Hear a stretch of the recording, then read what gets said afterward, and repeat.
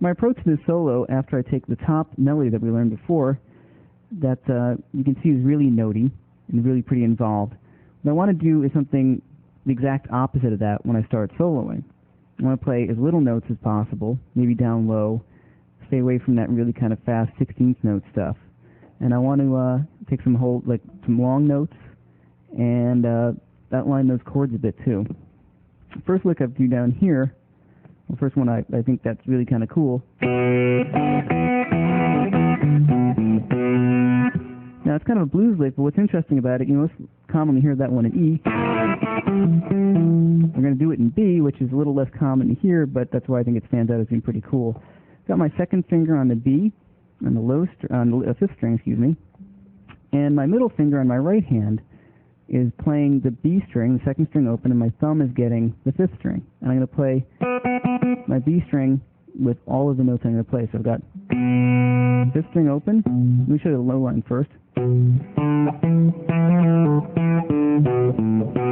So it's a second fret, fifth string, open fourth string, second fret, fourth string, third fret, second, open,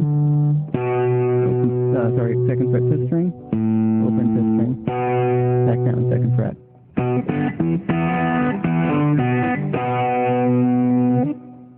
Okay, so now I'm down here, and what am I going to think about next? Well, really kind of think about some of those bends, really kind of working off this D minor pentatonic scale.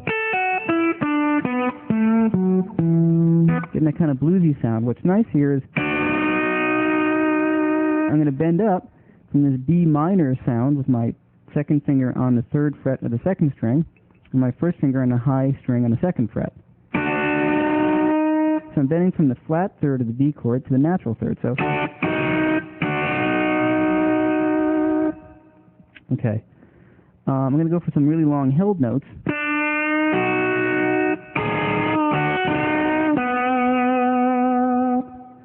Now for a second there, I kind of went into a B major pentatonic sound. You hear that?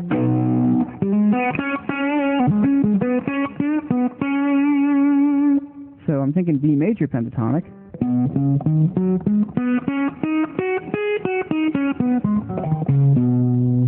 going to be on the fourth string on the sixth fret, excuse me. The fourth fret there with my first finger on the third string, and then the sixth fret with my third finger.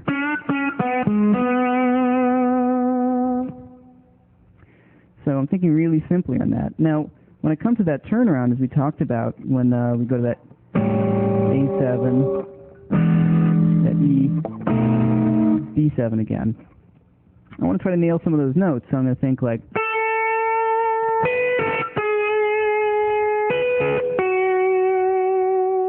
so instead of playing a really notey way around that, I'm going to play the A, which is the root, which is on the 10th fret of the second string, down to this G sharp note, which is on the 9th fret, which is part of your E chord, the third of your E chord, and then to the F sharp here, which is the fifth of my B chord.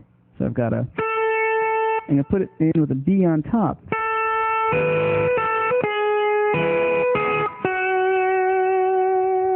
You can do this with bends if you want.